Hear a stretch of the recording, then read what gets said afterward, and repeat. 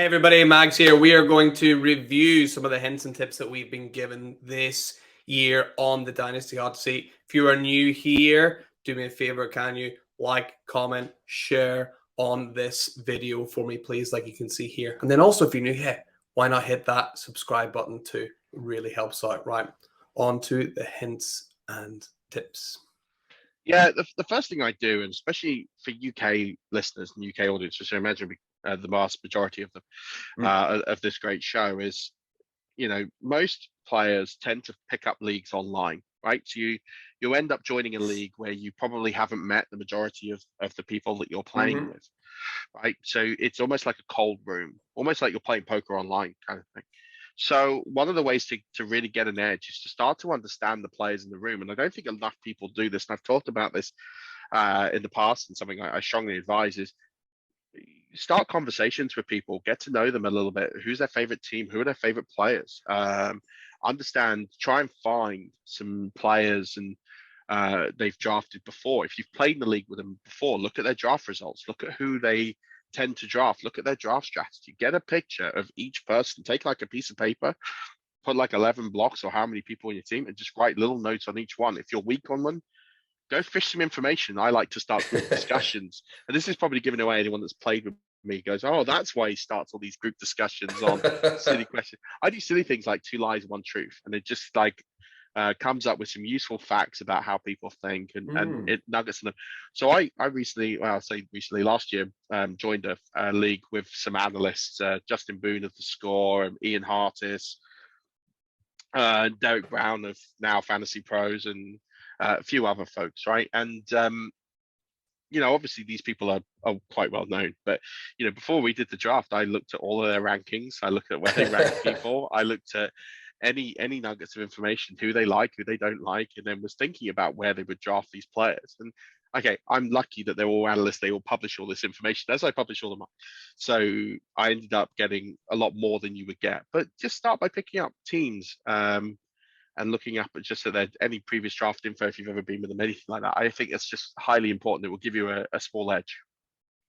Yeah, I absolutely love that. And so that's a tactic, a couple of people have said. It's sort of the reason why, this spawned the name The Art of War, the segment, because people kept quoting, that know your enemy, That seems to be a real common thing coming up. And, I love that, you're like with analysts, so you can literally, have that information right there. But that's sneaky with the 2 lies and a truth. I'm gonna steal that one. I'm gonna do that. Yeah, just any sort of group discussion, just I even take it further sometimes and put like fake information out there. Like I'll start stirring the pot and say like, oh, it sounds like so and so might be getting traded. I put some fake news just to sort of be a bit of disruptor in there to just see how people panic and how they react and things like that. And you can also do that with trades as well. Just start offering trades on players that that they like, and just disrupt them a little bit. See if they counter. See if they don't counter. So that's the first one. Second one I recommend is just it. I think you've got to be very honest with your team. You've got to know like where you are at all times, but more importantly, end of season review. Do an end of season review on your roster. Look at it top to bottom and think, can that roster compete next year? And if it can't, that's fine. But just be honest with yourself and then think, what do I have to do to be a contender? Am I 2 pieces away? Am I 3 pieces away? Am I half a team away? Because that's going to influence what you do with your trades and also what you do with who you draft in rookie drafts. The thing that annoys me more than anything is when you get somebody who's not a contender and they'll draft a QB or they'll draft a running back in the first round of their rookie draft. I'm like, but what are you doing? Like, what are you doing? Because if you're doing that, you're just throwing away the opportunity to get better. Yeah, okay, running back, if you'll go, well, yeah, with a running back, it makes sense. You'll get better immediately. But if you're not going to win in the first couple of years, by the time that you get to where you got to get to, that player's gone. Whereas actually you could have got yourself a marquee wide receiver and got better there. And I think that's really important to understand. And like, I just want to pull this up that, done some research and also corroborated this with a few people I know. And looking at hit rates, so you take the NFL draft, I'm focusing here just on rookie drafts. If you take the history of, say, the last like 15 years worth of data, only 50% of QBs that are drafted in the first round of the NFL draft end up having a top 12 season. Wow. So it's not a huge. I mean, if you think so, half of them automatically go bust. So if you're drafting a QB when you're not in a position to win, it's a highly risky position to pick. Now, take the remaining 50%. So the 50% that do have that top 12 season, 40% of them end up only having that one top 12 season. They only do it once in a rookie year. Or end up doing it in their second year, but then they're done after that. So they only hit that top 12 mark once or maybe twice, but only in their first 2 years, and then nothing happens because the turnover at QB is so much greater now. There's not as many franchise quarterbacks as there sort of prehistorically was. So only 20% of the QBs that are ever selected in round one of the NFL draft have multiple top 12 seasons. That's crazy. In fantasy football. So why are you taking a high risk position like quarterback unless you're in that win now mode? Like people say, I'll build around the quarterback. If you took Trevor Lawrence last year with the 101, probably not the move you should have made. You should have made, if you were at the 101 and not going to contend, you should have taken, a Jamar Chase, for example. That pick is going to look much better for you long term than taking Trevor Lawrence. Sorry, excuse me. And running backs tend to run quite similar. So if you're taking, say, second round running backs, they tend to have a top 12 finish about 55% of the time. Slightly better than QBs, but not much. But 48% of that number never end up repeating that top 12 mark. So again, really short term. And that numbers, they differ as you go down. Third round running backs, top 12 finish 43% of the time. Only 40% of them do it once. So you're going to have that success. So the whole point of mentioning all these numbers is if you're not contending, use that first round pick, get yourself a franchise wide receiver, because that player is going to play at the highest level for 5, 7, 10 years. And if you picked Jamar Chase, if you picked Justin Jefferson, if you picked, anyone like that over the last couple of years, your team is now in great position to just continue to solidify and build going forward. And then when you're in a position to nearly win or contend, that's when you take the running back. That's when you take the quarterback.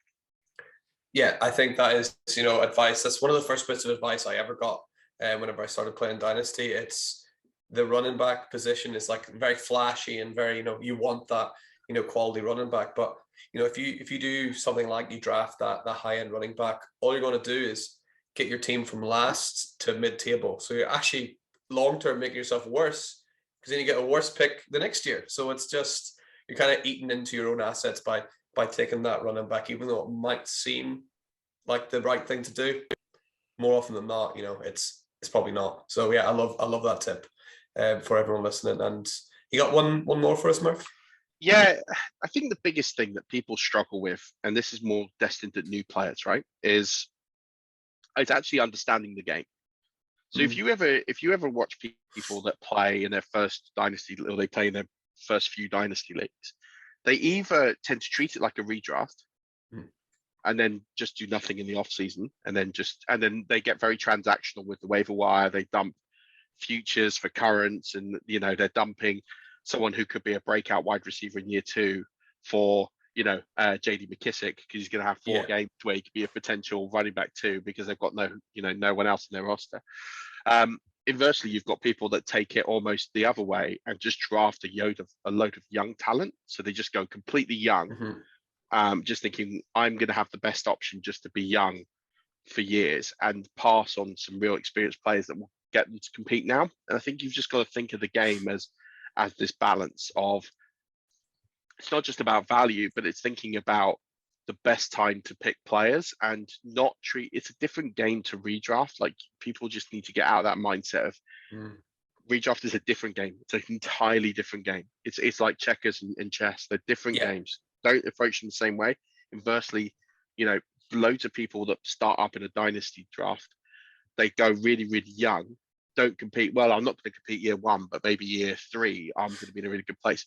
Most dynasty leagues die by year 2 because people don't get the game, and then people quit because they're not winning.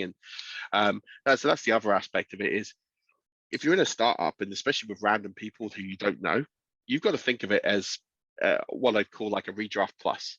It's don't bank on it lasting more than 2 years, and instead try and win now. Don't just stash loads of young players and and that's quite a cynical way to play the game, I suppose. But I think you've got to be a little bit careful. Too many people go too young in too many positions too often, and then get lumbered with just a bunch of guys instead of talent.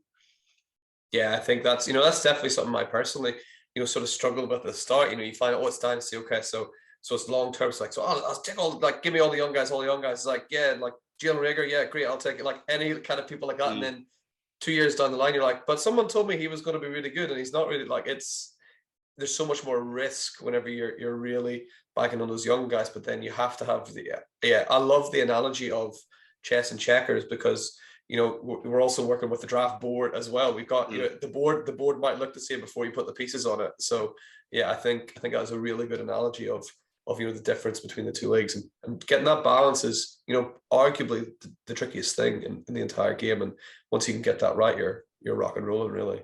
100%. I think if you can master that, you're going to be competitive. Even in years where you might not have the best team, you'll still be competitive. Yeah, 100% think so. So Murph, thank you so much for those 3 amazing tips. Thank you so much for watching today's video. Remember, like this video, leave a comment if you want, and subscribe to the channel. These videos are going to be coming thick and fast, so you don't want to miss anything. So that's it for today. In the meantime, keep yourselves, keep your teams lit. We'll see you next time.